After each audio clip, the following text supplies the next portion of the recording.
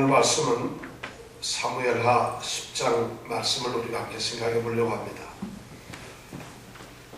사무엘하 10장 말씀은 이제 다윗 임금이 암몬이라고 하는 나라와 싸움을 하는 내용이고, 또 하나는 아람 사람들하고 싸움을 하는, 전쟁을 하는 그런 내용입니다. 이 내용이.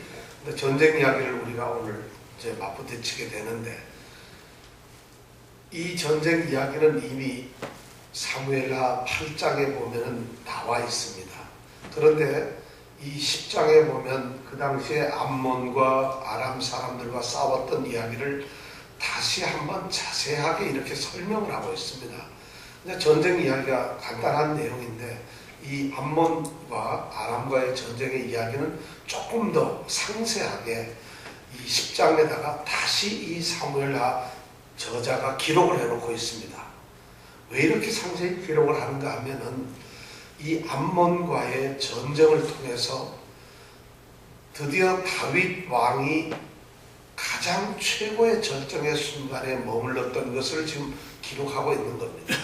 그러면서 이제 걷잡을 수 없는 다윗 왕이 이 낭떠러지로 떨어지는, 가장 비참한 그런 상황으로 떨어지는 그러한 내용이 바로 이 10장에서부터 이제 시작이 되기 때문에, 그 배경을 설명하기 위해서 바로 오늘 암몬과의 전쟁 이야기를, 앞으로 다윗이 어떻게 될 것인가, 어떻게 슬퍼지고 어떻게 다윗이 어두움 속을 헤매게 될 것인가, 어떻게 하나님과 떨어지는 생활을 하게 될 것인가 하는 것을 오늘 이제 자세히 그 배경을 설명해 주고 있습니다.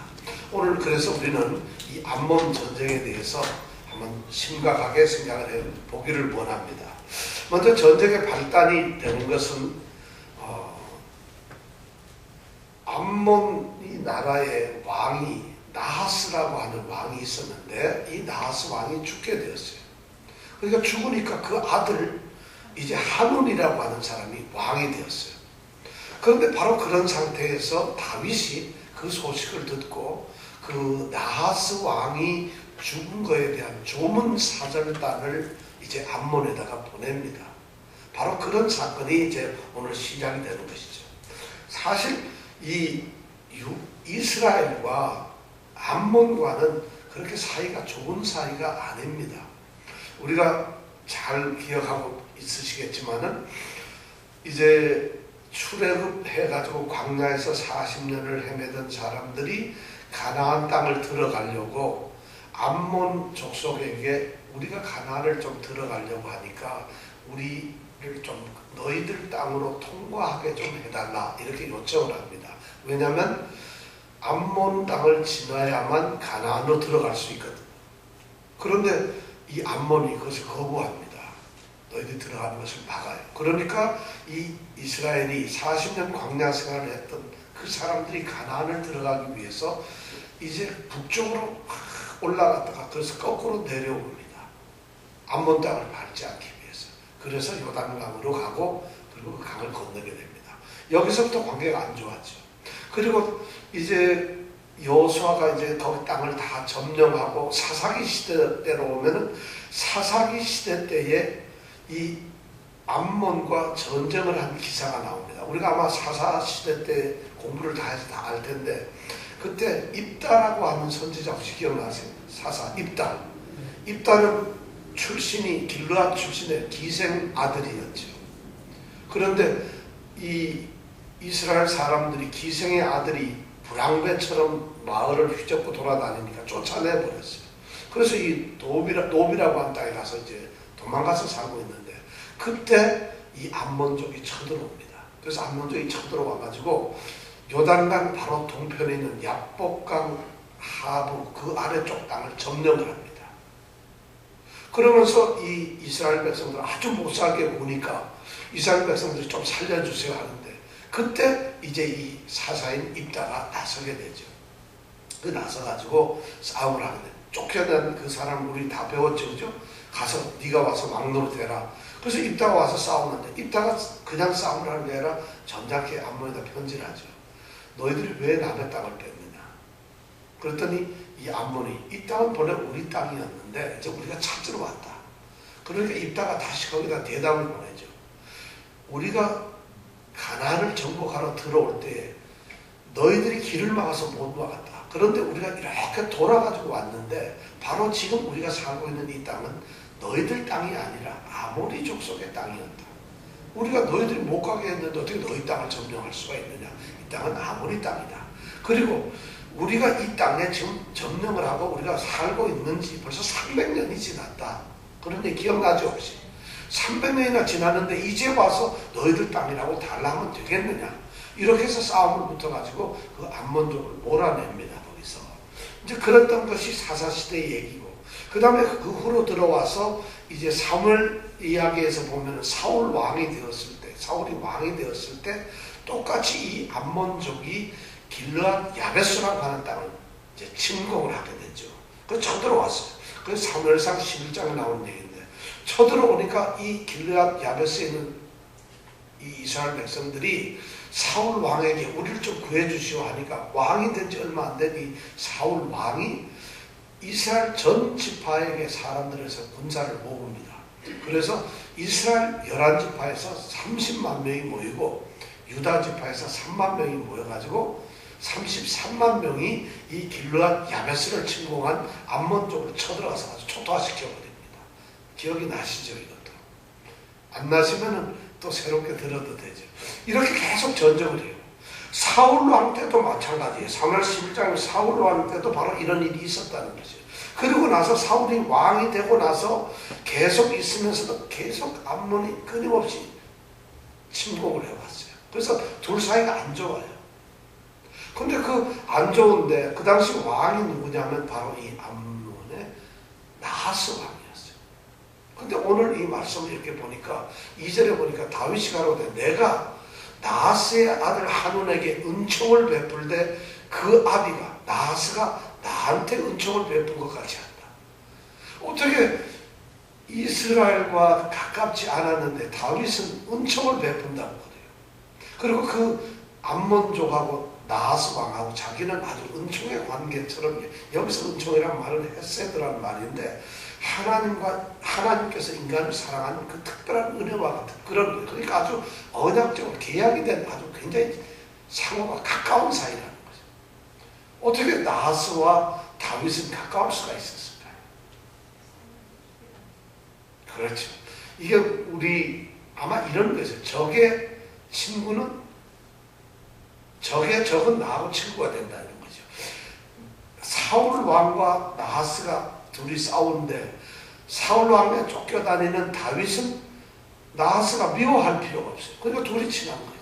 아마 그렇게 해서 그 서로 우애관계가 있었던 거예요. 그래가지고 이 다윗 왕이 그 사자를 보냅니다. 그래서 조문 사절단을 보내죠. 자, 생각을 해보세요. 다윗이 정말 대단한 건데 여기서 보면 이 9장에서 보면은 요나단의 아들 무비보셋을 기어이 찾아가지고 자기 상에서 같이 밥을 먹는 이런 혜택을 베풀죠. 내부적으로는 요나단의 아들을 그렇게 포용을 하고 정말 의리를 지킵니다. 그런데 이제 대외적으로는 지금 이때가 지금 전쟁을 한참 하고 있고 정복을 하는 이런 상태인데 암몬족에 대해서는 그 나하스 왕과의 신의를 생각해서 그런 우정을 베풀고 있어요. 그런데 이 우정을 제대로 안 받았죠. 어떻게 됐는가 하면 사절단이 암몬에 갔어요. 그래가지고 이 조문 사절단이 딱 들어갔는데 문제는 거기서 생겼어요. 그 신하들이 이 하는 왕에게 임금님, 다윗이 뭐 때문에 우리 나하스 아버지를 그렇게 공경하고 좋아했겠습니까? 이거 다 거짓말입니다. 지금 이렇게 사절단이 온 이유는 이 성에 몰래 들어와서 우리 성의 형편을 살펴서 이 성을 점령하려고, 그래서 지금 정탐하러 온 이 간첩들입니다. 하고 이제 신하들이 보고를 하는 거예요. 이 지금 암몬이 수도로 삼고 있는 라빠라고 하는 여기는 아주 요새입니다. 그래서 외부에서 침공이 한 번도 된 적이 없어요. 그러니까 그것을 점령하기 위해서 지금 보냈다. 그렇게 이야기를 하면서 다윗 왕의 이 우호적인 이 우정을 갖다가 이런 정말 신의를 갖다가 단칼에 의심하고 저버립니다. 그것이 전쟁의 원인이 돼요. 사실 우리 인간관계에 있어서도 이 신의를 못 지켜서 싸움이 나는 경우는 많잖아요. 그런 서로 인간관계에 있어서 서로가 정말 예의를 갖추고 의를 지키고 이렇게 하면 싸움이 안 날 텐데 의를 못 지켜서 싸움이 나는데 여기는 의를 지키러 갔다가 이게 싸움이 나는 이런 경우가 있어요. 우리 서로 사람들도 의를 지켜야 됩니다. 이 인간관계에 중요한 것이 의인데 다윗은 대단해. 모든 것이 채워지니까 무비보셋을 돌볼 줄 알고 비록 적의 나라지만은 그 관계를 생각하면서 지금 조물 사절단을 보내고 있어요. 근데 그것이 배신을 당하고 있어요. 이 하치 이야기라고 하는 그 옛날에 유명한 책이 있었어요. 이건 뭐냐면 일본에서 나온 책인데 1923년 11월 달에 일본 아키타현에서 개가 한 마리 태어났어요. 이 개가 얼마나 유명한지 생각해보세요. 1923년 11월 달 아키현에서 개가 한 마리 태어났다. 근데 이 개가 하얀 개예요.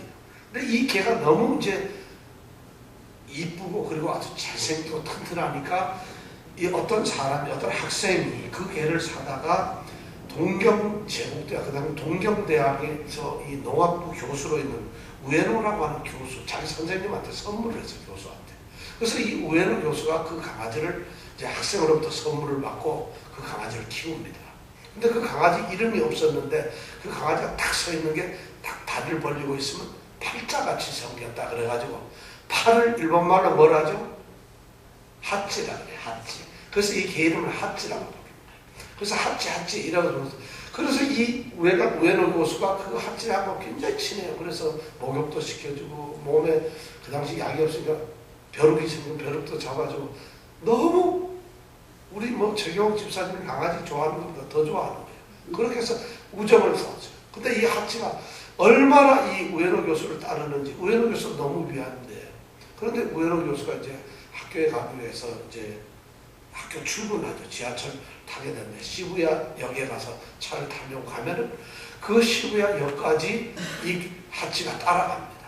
그래서 가는 걸 보고 배웅을 하고 그리고 나중에 퇴근해서 오는 기차 시간 맞춰서 이 강아지 이 하찌가 또 나가요. 그래서 기다려가지고 또 마중을 해요. 이렇게 해서 정말 이 둘 사이가 그러니까 이 우에노 교수 이 부인이 질투를 하죠. 강아지들이 너무 친하다고. 왜냐면 강아지 키우는 사람들은 이 개와는 그렇게 가깝죠. 그래서 23년 11월 달 태어난 이 개하고 그렇게 친해졌는데 그렇게 수년이 지나다가 한 어느 날 우에노 교수가 학교에서 강의를 하다가 우리로 말하면 지금 뇌졸중인데 강의를 하다 쓰러져 버려요. 죽었어요. 그래서 쓰러져 교수가 죽었어요. 그래서 사람들은 이제 그 교수가 죽은 걸 장사를 다 지냈는데 문제는 이 하치가 그런 내용을 모르잖아요. 이 강아지 죽었는지 살았는지. 그러니까 그 다음날 돌아오지 않는 그 교수를 기다리면서 아침이 되면은 이 역에 나가면 시부야 역에 나갑니다. 그래서 마치 병환자처럼 거기 가만히 서 있다가 또 돌아오고 저녁 때 오후에 퇴근할 때 되면은 다시 시간 맞춰가지고 이 시부야 역에 또 가서 마중을 하러 나가. 그렇게 10년을 했어요. 사람들이 그걸 관찰해서 그 개가 이런 시간 아침이 되면 여기 나와. 저녁이 되면 다시 또 마중 나가. 그러다 10년이 된 1935년 3월 8일 오늘 며칠이죠?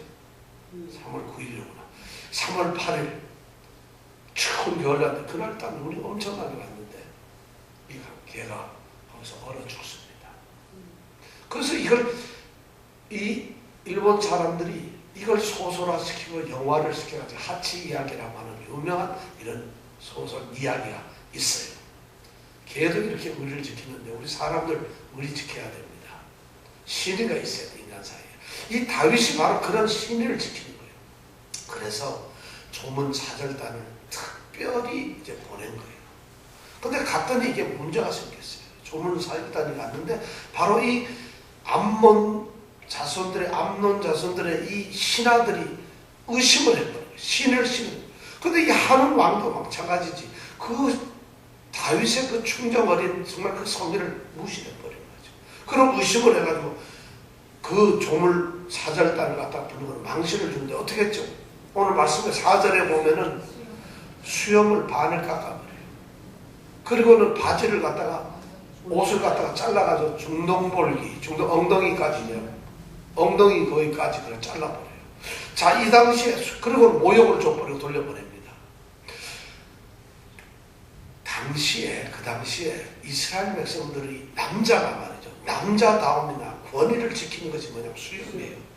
근데 수염을 반을 잘라버렸다는 얘기는 모욕을 준 넌 남자가 아니라는 거예요. 아주 망신을 준 거예요. 그 이스라엘 백성들 중에서 남자들은 수염을 깎는 때가 있는데 어떤가 하면 아주 뭐 왕이 죽었거나 엄청난 슬픔을 당했을 때, 그리고 자기가 너무 사랑하는 사람이 죽었을 때나 이런 때나 수염을 반을 깎아요. 그리고 율법에도 레위기에 보면은 수염을, 레위기 19장에 보면 수염을 절대 못 깎게 돼 있어요. 그게 이스라엘 남자들의 법인데 그걸 무참하게 가해주면 가해가 없었구나. 한 칼로서 잘라버렸어요. 그 수염을 반 자르고 그 다음에 이 옷을, 이스라엘 사람들은 바지를 입고 뭐 양복을 입은 게 아니라 통으로 된 원피스 같은 이 가운을 입잖아요. 이렇게 딱. 그걸 갖다가 반을 잘라서 엉덩이까지 잘랐어요. 근데 그 당시에는 이스라엘 남자들은 속옷을 안 입었어요. 제사장들만 이제 단에 들어가면서, 그 당시 단이 이렇게 높다 보니까 제사장들은 속옷을 입었는데 일반인들은 속옷을 안 입고 그냥 긴 옷을 입었어요. 그럼 어떻게 되겠어요? 뭐가 다 보여요? 다 알몸이 다 보여요. 이렇게 해가지고 쫓아내 버렸어요. 그러니 이것이 말이 되겠느냐는 것이죠. 그래서 쫓겨나가지고 이 사람들이 오는데 그 소식이 다윗 왕에게 들리는 거예요. 다윗 왕이 얼마나 분노를 했겠어요. 그러니까 다윗 왕이 뭐라고 하는가 하면, 야, 그 사절단이 그냥 예루살렘으로 들어오지 말고 여리고 성에 머물도록 해라. 여리고 성은 우리가 잘 알죠. 요단강을 건너가지고 바로 있는 곳이 어디냐면 길갈이죠. 길갈에서 언덕을 이렇게 보면서 올라가다 보면은 언덕 중턱에 있는 것이 뭐예요? 여리고 성이라. 우리 여호수아 할 때 다 배우잖아요. 그런데 바로 그 여리고 성 제1성에서 머물러 서라. 그래서 수염이 다 길거든 말아. 다윗이 왜 그렇게 했을까요? 다윗이 무엇 때문에 거기서 수염 다 길거든 말아 이렇게 했을까요? 이것이 다윗이 엄청난 배려예요. 자기가 아끼는 신하를 조문사절단으로 보냈는데 그 조문사절단이 망신을 당했거든. 그런데 그런 모습으로 예루살렘 왕궁에 돌아온다고 생각해보세요. 다윗도 견딜 수가 없고 그 사람의 천민이 어떻게 되겠어요? 배려를 하는 거죠. 그러니까 오지 말고 거기서 충분히 수염이 다 자른 다음에 의관을 다 갖추고 그리고 돌아오라는 거죠. 여러분 정말 다윗 멋있잖아요. 다윗이 이런 사람이에요. 정말 멋있다. 정말 그렇게 상대를 배려해주고 상대를 입장을 생각해주고 그들을 높여줄 줄 아는 이런 배려. 우리 오늘날 우리가 배워야 될 게 배려가 있는 거 다윗은. 우리 한국 역사에 보면은 야사에 나오는데 보면 아주 배려가 깊은 임금님이 한 분 계셨어요. 그 임금님이 이런 일이 있었어요. 한 번은 신하들하고 같이 이제 왕궁에서 나와가지고 왕궁 밖에 있는 어떤 이 누각에서 한 신하들 여러 명하고 그 다음에 임금님하고 같이 이제 경연 파티를 벌이고 있었어요. 근데 파티를 벌이면 임금님 옆에는 궁녀들 그 다음에 옆에서도 쭉 다 있는데 그런데 이제 궁녀들하고 이렇게 밥을 먹고 있는데 막 술도 마시면서 기분이 좋아서 풍악도 울리고 막 있는데 갑자기 바람이 불어가지고 그 켜놓은 이 불들이 횃불이 꺼져버린 거예요. 그러니까 깜깜해졌어요. 근데 그때 무슨 일이 생겼냐면 임금님 옆에서 시중을 듣는 궁녀가 갑자기 소리를 비명을 막 지르는 거예요. 꽉 지르는 거예요. 이 신하 중에서 하나 좀 이 주책스러운 놈이 궁녀가 이쁘니까 가가지고 궁녀를 끌어안은 거예요. 그러니까 어떻게 되겠어요? 그런데 이 궁녀가 이 신하의 갓을 딱 잡고 갓끈을 당겨버려서 끊어 잘라버린 거예요. 그래서 가끈을 이제 맨날 피하다가 가끈을 자른 거죠. 그러니까 이 신하의 가끈이 잘라진 거죠. 그러면서 이 궁녀가 얘기하기를, 임금님, 제가 지금 나한테 이런 어떤 사람이 와서 이렇게 했는데 누군지는 모르겠는데 내가 그 가끈을 땡겨서 잘라버렸습니다 하고 얘기해요. 그래서 가끈이 잘린 놈은 나쁜 놈이니까 살리세요. 이렇게 된 거예요. 자, 우리 같으면 불 얼른 켜라 하고 죽이겠죠. 이 임금님이 얼마나 훌륭한 분이신지. 그러냐? 근데 너희들 신하들 다 내 얘기 들어라. 전부 다 자기 가끈을 다 잘라라. 그래서 신하들 보고 가끈을 다 잘라 그래. 전부 다 그러고 다 자르고 그날 다 없었어요. 그런데 불을 켜라. 자, 누구요? 그랬겠어요? 범인이. 모르잖아요. 임금님이 그 신하가 거기서 그다음 신하의 생명도 끝나게 되고 망신되고 어떻게 되겠어요? 임금님이 그런 배려를 했다. 우리 야사에 나오는 훌륭한 임금이에요. 우리 역사에 보면 그런 임금님이 너무 많아요. 근데 우리는 인생에 살면서 여러분 배려합니까? 남이 조금이라도 편한 자리에 앉도록, 식사를 할 때 남이 좀 더 맛있게 먹도록, 맛있는 게 왔다 그러면 내가 한 번 덜 먹도록, 밥이 모자란다 그러면 내가 일부러 제일 나중에 먹고 좀 덜 먹는다. 여기가 자리가 더 좋은 데 같으면은 내가 아니라 다른 사람에게 배려한다. 이런 다윗은 정말 하나님의 마음에 합한 사람인데 그런 모습을 보이고 있다. 그 자기 조문 사절단이 망신을 당하니까 그걸 갖다가 체면을 지켜주기 위해서 여리고성에서 수염이 자랄 때까지 기다리게 한 다음에 그 다음에 예루살렘 성으로 들어오게 했다는 것이죠. 자, 이렇게 되니까 이제 드디어 전쟁이 날 수밖에 없어요. 그래서 다윗이 드디어 이제 화를 이제 드디어 병사를 모으고 요압을 하여금 공격을 하도록 하죠. 그런데 이제 이 암몬에서도 마찬가지예요. 이 하나님이 생각해 보니까 이게 너무 큰 일을 저질렀거든. 그리고 들리는 소식에 의하면 이스라엘의 이 다윗 왕이 너무 분노해가지고 지금 침공을 한다, 쳐들어온다는 얘기를 하거든. 그러니까 급하니까 어떤 일이 생겼냐면 이제 드디어 자기네들 혼자서는 감히 다윗을 당할 수가 없거든, 이스라엘을. 그러니까 저 북쪽에 있는 아람족 사람들을 이제 용병을 정합니다. 그래서 성경에 보면은 용병이 뭐 아람 사람하고 그 다음에 뭐 여럿이 4개의 족속을 이렇게 데리고 와가지고 그 인원이 33,000명이 됩니다. 그래서 그 용병을 이제 데리고 왔어요. 그래서 용병이 싸우도록 했어요. 근데 성경에 이 용병을 보기 위해서 우리가 한번 읽어볼까요? 자, 6절을 한번 같이 읽어볼까요? 자, 시작.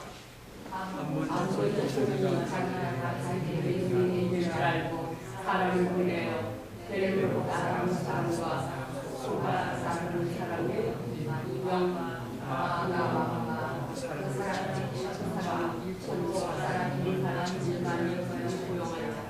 뭐 이렇게 읽어도 무슨 말인지 잘 모르겠죠. 하여튼 아람의 4부족을 거기에서 사람을 모아가지고 33,000명을 돈 주고 사왔어요. 얼마 줬겠어요? 여러분 얼마 줬을까요? 1만? 네? 요번에는 몰라요가 정답이 아닙니다. 여기에는 안 나왔지만은 은 7,000 달란트를 줬다고 되어 있어요. 은 7,000 달란트. 어디에 나오냐면 역대상 19장에 보면 나와요. 성경이 이 열왕기상하고 역대상은 있잖아요. 성경이 같이 되어 있어요. 역사가 똑같은 걸로 기록이 되어 있는데 열왕기상하는 어떤 내용이 기록되어 있는가 하면은 이스라엘과 유다와 남쪽 북쪽에 다 모든 것을 중심으로 써놨는데 역대상하는 다윗 왕과 남쪽의 왕들의 이야기를 중점적으로 썼어요. 근데 이 역사가 중복이 되는데 역대상에 가면은 이런 내용들이 같이 이렇게 조금 나와요. 그래서 제가 이렇게 얘기를 할 때 조금 보태고 드리는 건 역대상의 이야기를 참고해서 얘기를 하는 겁니다. 지금 우리는 안 읽지만 거기 보면 은 7,000을 주고 7,000 달란트를 주고 샀다니 엄청나게 많이 샀어요. 그래서 그걸 가지고 샀어요. 그래가지고 이 다윗은 요압 장군에게 네가 가서 그러면 처리를 해라 해서 요압이 아주 정예부대를 데리고 이제 정거를 하러 갑니다. 그래서 막 달려가는데 가서 딱 도착을 해보니까 이거 문제가 생겼어요. 암몬족은 이 랍바 암몬 성 안에서 이렇게 거기서 지금 싸우려고 하고 있고, 거기서부터 30km 정도 떨어진 곳에 이 용병들이 있거든요. 근데 뭣도 모르고 성에 갔더니만 어떻게 됐어요? 양쪽에 포위가 되어버린 거예요. 이 요압 장군이 좀 포위가 돼 있어요. 용병으로 온 33,000은 메드바라고 하는 그 골짜기에 포진을 하고 있어요. 거기에 주둔을 하고 있는데 성까지 모르고 내려갔다가 보니까 중간에 딱 갇히게 되어버린 거예요. 자, 이 위기를 어떻게 해야 될까? 오늘 보니까 그 위기를 이제 요압이 이제 극복하는 이야기가 나옵니다. 자, 9절서부터 우리 12절까지 한번 같이 읽어보겠습니다. 9절부터 12절까지요. 시작. 요압이 앞뒤에 전쟁으로 이스라엘의 벤자민에서도 동지에서 아람 사람들에 남루비는 그 아래 수하에 붙여 암몬 자손을 대하여 진치게 하고 가로되 만일 아람 사람이 나보다 강하면 내가 나를 돕고 만일 암몬 자손이 너보다 강하면 내가 가서 너를 도우리라. 너는 담대하라. 우리가 우리 백성과 우리 하나님의 성읍들을 위하여 담대히 하자. 여호와께서 시원히 여기시는 대로 행하기를 원하노라 하고. 자, 포위가 딱 되니까 요압이 자기 동생 아비새, 그죠? 아비새가 아주 또 명장이거든요. 그래서 아비새하고 해가지고, 자, 이거를 우리가 쳐부수려면 둘을 군대를 나누자. 그래서 군대를 나눕니다. 그래서 나눠서 자기 요압은 아람 군대와 싸우기로 하고, 그리고 이 자기 동생 아비새는 암몬 쪽하고 그 성에서 싸우기로 하고, 이렇게 나눈 거는 딱 하면서 뭘 하느냐면, 혹시 네가 먼저 이기게 되면 나를 도우러 가라. 또 네가 불리하게 되면 내가 너 쪽으로 갈게. 서로 돕자 하는 이런 작전을 딱 쌉니다. 그리고는 이제 둘이 딱 헤어졌어요. 그리고 나서 이제 여기서 얘기를 하는 게 뭐냐면, 이스라엘 그 군대들 수적으로도 지금 적습니다. 왜냐하면 여기를 침공하려고 했을 때 이 아람 용병이 있는 건 생각도 안 했거든요. 단지 암몬족만 있는 줄 알았기 때문에 암몬족 정도는 얼마 없어도 되니까 정예 군대만 갔단 말이에요. 그런데 3만 명이 넘는 엄청난 군대거든요. 그 군대가 용병이 와 있으니까 요압 장군도 이런 거 저런 거 못하는 거예요. 그래서 지금 아주 위기 속에 있는 거예요. 그러니까 요압 장군이 그래 군대를 나누면서 우리가 여기서 죽자 살자 이제 싸워야 된다. 어차피 왔으니까. 그러면서 거기서 얘기하는 게 12절에 나오는 유명한 말이죠. 이 말을 합니다. 너는 담대하라. 우리 백성과 우리 하나님의 성읍을 위해서 우리가 싸우는 거다. 우리가 그냥 싸우는 게 아니에요. 우리가 싸우는 것은 하나님의 백성들, 이스라엘 백성들을 위해 싸우는 것이고, 우리가 지금 지켜야 되는 것은 우리 하나님의 백성, 성읍, 그것을 지키는 것이다. 그러니까 우리는 지금 거룩한 성전을 하고 있는 것이다. 그러니까 담대하라. 담대하라. 담대하라. 여러분, 담대하라가 무슨 말이에요? 이정은 집사님, 담대하라가 뭐지? 담대하라. 용스럽게 굳건히. 담대하라니까 이정은 집사님이 이랬어요. 예, 아주 용맹스럽게. 담대하라는 이 말은 스스로 강하게 되어라. 스스로 강해진다는 게 뭐예요? 이러면 스스로 강해지나요?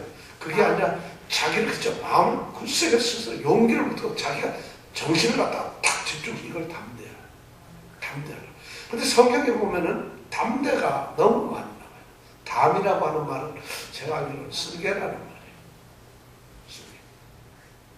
근데 하여튼 담대하라는 것이에요. 그러면 담대하라는 게 성경에서 보면 너무 많아요. 아까 제가 예배 드리기 전에 말했지만은 여호수아서에도 보면은 모세가 여호수아한테 너는 담대하라. 하나님께서도 여호수아더라도 너는 담대하라. 담대하라. 성경에 보면 싸움할 때든 뭐 할 때든 신약 성경에서도 와보면 전부 담대하라. 우리가 담대하라는 게 뭐냐면 우리 자신을 갖다가 강하게 만들라는 것이에요. 요새 한국에 보면은 무슨 새로운 정당을 국민의당인가 그 안철수 씨가 만들었잖아요. 안철수 씨가 만들면서 캐치프레이즈가 뭔지 아세요? 담대한 변화예요. 그분이 교회를 다니는 집사. 그러니까 담대한 변화. 우리 모든 사람이 담대해야 된다. 담대. 이 담대에 대해서 유명한 연설을 한 사람이 있죠. 이 사람이 누군지 여러분 아세요? 이 사람이 일리노이주 주 상원의원이었어요. 그런데 2004년도 민주당 전당대회 때 연설을 합니다. 그때 연설 제목이 뭐냐면 담대한 희망이라고 하는 연설을 합니다. 이 사람이 일리노이주 상원의원인데 2004년 이 사람 누군지 모르죠. 그럼 제가 조금 더 이 사람이 선거를 했는데 재벌들이 아니고 전부 이 풀뿌리 아주 이런 사람들이 조금씩 돈을 내가 그 소액으로 헌금을 모았는데 그걸 최대 선거 자금을 모았던 사람이 그런 정치인. 그리고 그 당시 선거할 때 젊은 정치인들이 완전히 미쳤던 최고로 좋아했던 정치인이었어요. 그리고 공화당원들, 이 사람이 민주당원인데 공화당원들이 이 사람도 보수주의자들이잖아요. 공화당원들이 제일 좋아했던 진보주의자가 바로 이 사람이었어요. 누군지 모르겠죠. 자, 누구요? 정치에 굉장히 식견이 깊으신 분이에요. 백인보다도 더 백인스러운 흑인이었어요, 이 사람. 그래서 이 사람이 쓴 유명한 책이 바로 버락 오바마 담대한 희망이라고 하는 책이 있어요. 거기에서 보면 담대한 희망이 뭐냐? 우리가 생각하니까 담대한 희망하면 엄청난 것을 썼을 것 같지. 오바마가 쓴 그 책 내용을 보면 이런 거예요. 자기의 약점을 솔직하게 고백해요. 그리고 자기가 뭐든지 다 해결할 수 있다고 절대 큰 소리 치질 않아요. 그리고 상대가 막 비난하면 겸손하게 그걸 하나하나 받아들여요. 오바마 그렇게 사람들이 미치는 우리가 보통 정치인하면 정치인들이 뭐예요? 강이 없는데도 다리 놔두겠습니다 하는 사람들 아니에요. 그죠? 정치인들이 거짓말 얼마나 잘해요. 강이 없는데도 유세하기를 갖다 제가 여기다가 세계에서 제일 긴 다리를 놓겠습니다. 강이 없는데 다리를 놓는 이런 사람들이 정치인이 있는데 이 오바마가 선거를 할 때 그랬어요.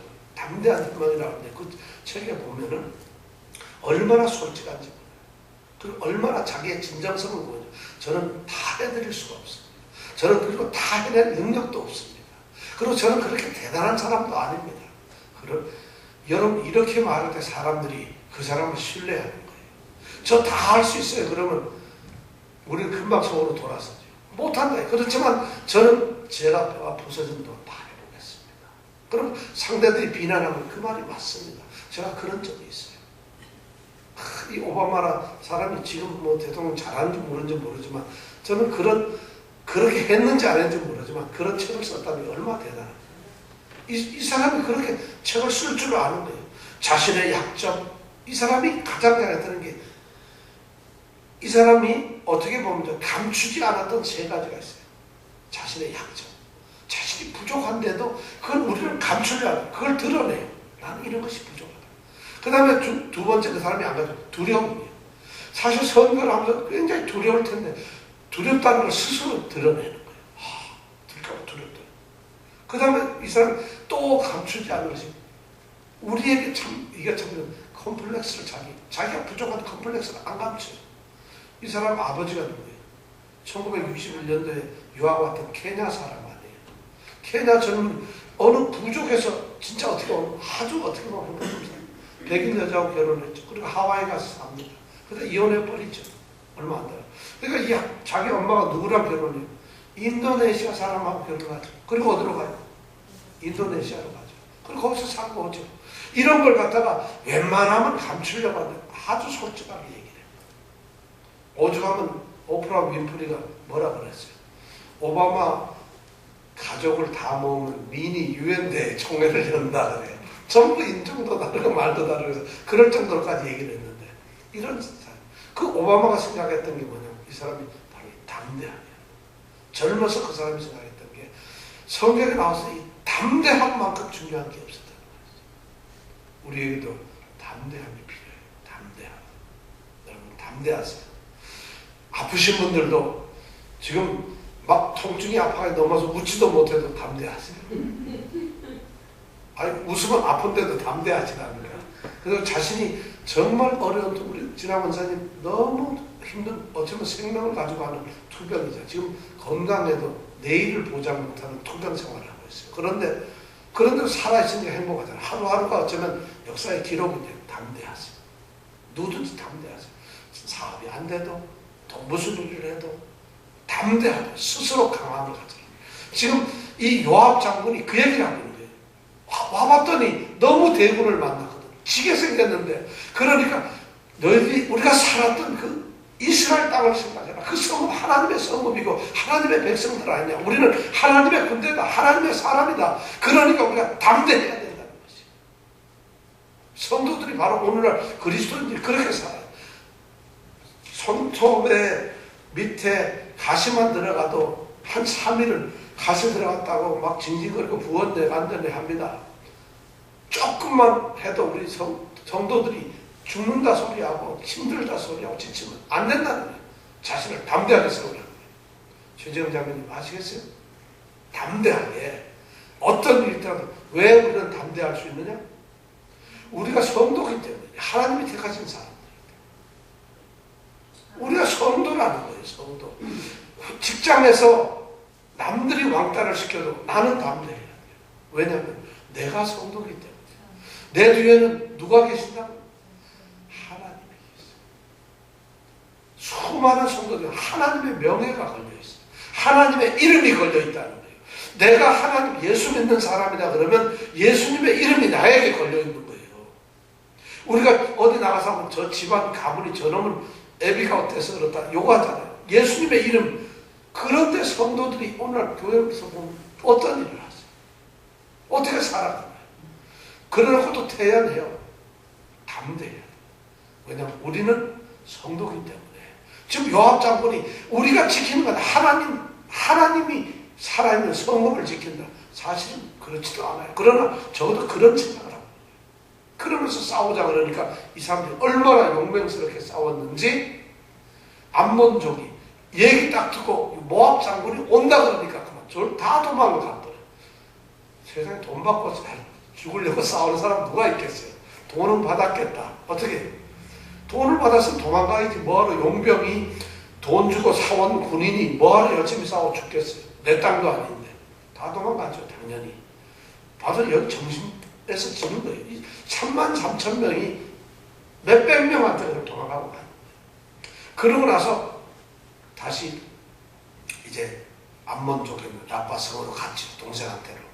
그랬더니 암몬이 이 하는 왕이나 장군이 그 얘기 듣더니 얼마나 겁이 났어요. 성으로 싹 들어가 버리고 나오질 않는다. 그래서 이제 여기서 요압 장군이 철수를 합니다. 그리고 돌아옵니다. 그래서 이 철수한 다음에 나중에 11장 가서는 이제 싸움을 다시 나가고 12장 다시 나가고 12장 말쯤에 13장쯤 가면은 이제 그때 라빠성을 점령하는 장면이 잠깐 나옵니다. 그때도 점령을 딱 할 때 보면은 이건 아직 안 나오는데 그 뒤에 보면은 라빠성을 점령하려고 하는데 자기네들이 점령을 안 하고 다 이길 때 되니까 다윗 왕이 오질 않았잖아요. 다윗 왕을 불러요. 왕이시여, 우리가 다 이기게 생겼는데 이제는 왕이 오셔야지 이 전쟁을 끝내겠습니다. 그래서 왕으로 하여금 뭐를 세워준다? 체면을 세워주는 거예요. 왕은 전쟁에도 안 왔는데 이 요압 장군이 이제는 쉽게 얘기하면 이러기만 해도 이기는 걸 갖다가 다윗 왕을 불러요. 우리가 도저히 당할 수 없습니다. 그래서 다윗 왕이 와가지고 이기게 하고 성전비를 다윗 왕 이름으로 세우게 하는 그 기사가 이 뒤에 나옵니다. 참 이 성경 보면 정말 멋있는 기사가 나와요. 그래서 요압이 이제 거기서 철수를 합니다. 예루살렘으로. 이스라엘 군대가 철수를 해버렸죠. 그런데 문제는 거기서 끝난 게 아니고 이 도망을 간 아랍 군대가 있는데 이 아랍 군대 왕 중에서 소바국에 이 소바, 여러분 소바라 그러니까 무슨 뭐 그런 소바가 아니라 소바, 그 당시에는 가장 강한 이 아람 군대, 지금으로 말하면 시리아 지역이죠. 거기에 소바 왕국에 이 왕이 분해서 못 견디는 거예요. 우리가 가가지고 이 부하 직원들이 하다데셀들이라고 하는 이 왕이 너무 분하잖아요.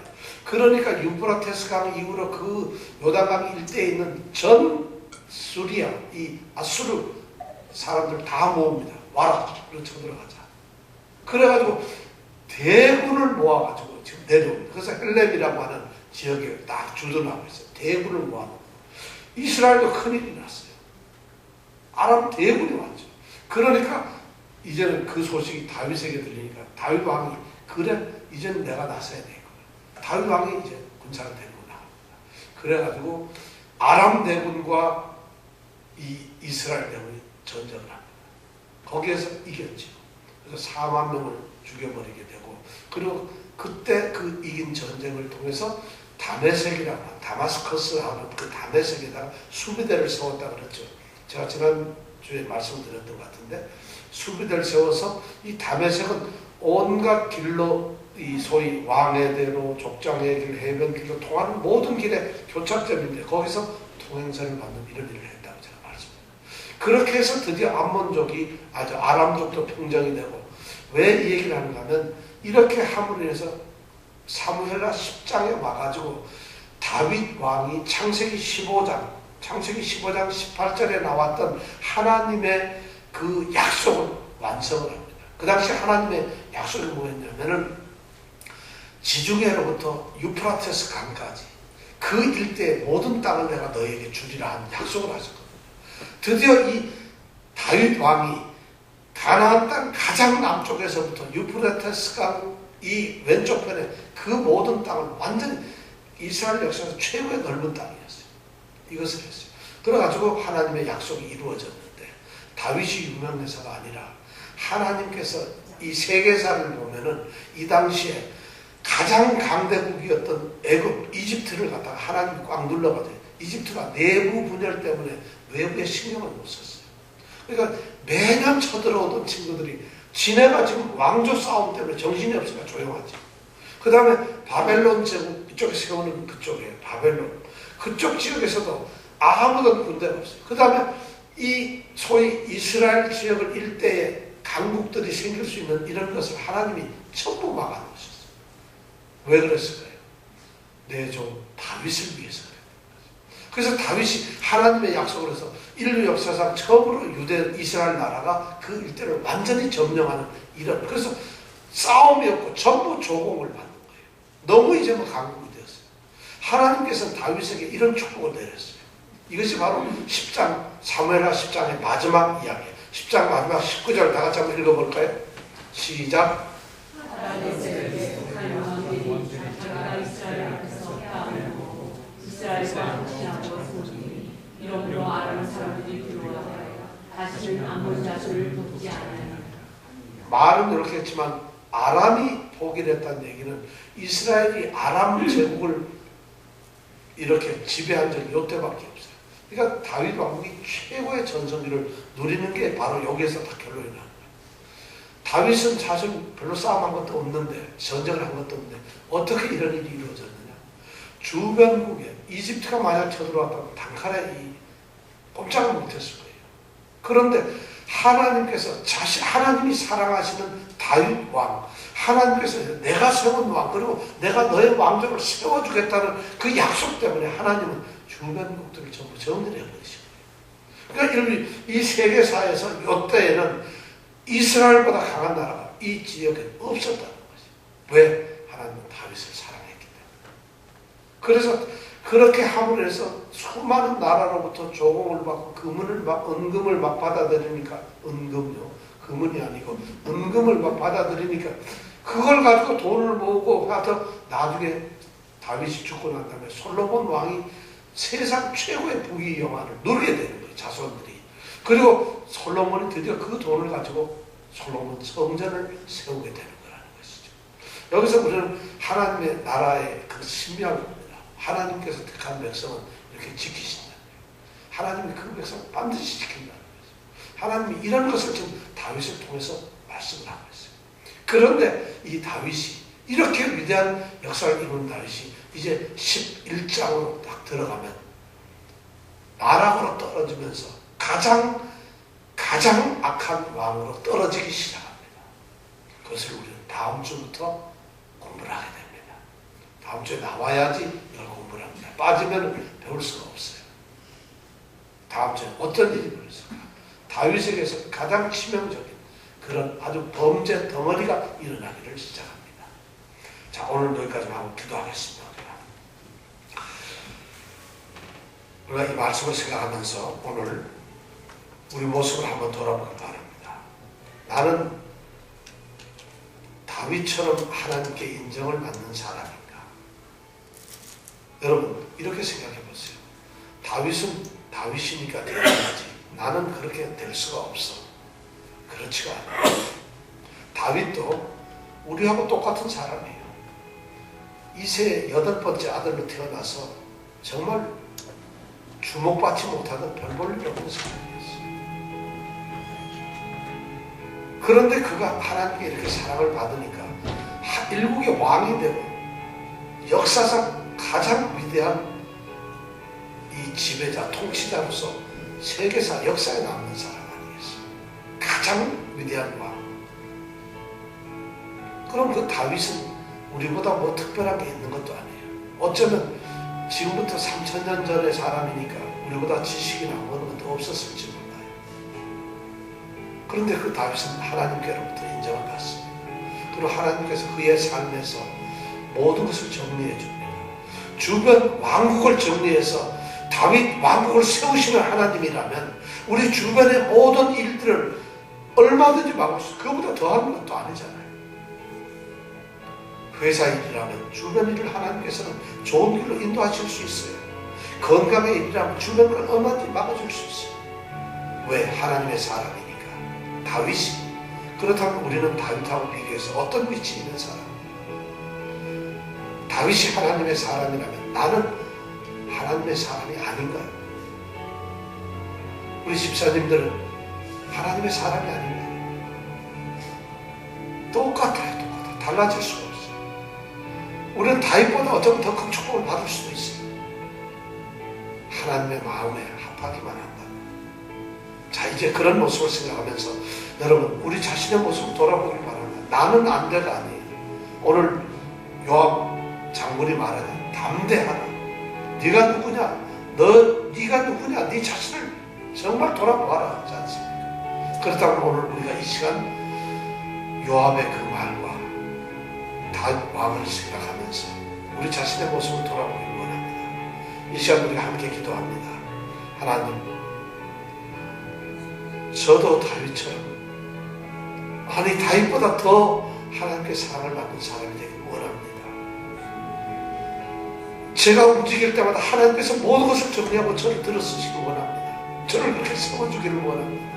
하나님, 제가 하나님 마음에 꼭 맞도록, 다윗이 하나님을 사랑했다면 주님 사랑해요.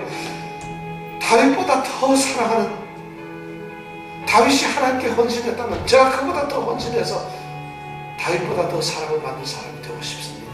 이것이 이 시간 우리가 기도가 되기를 원합니다. 이 시간 함께 기도합니다.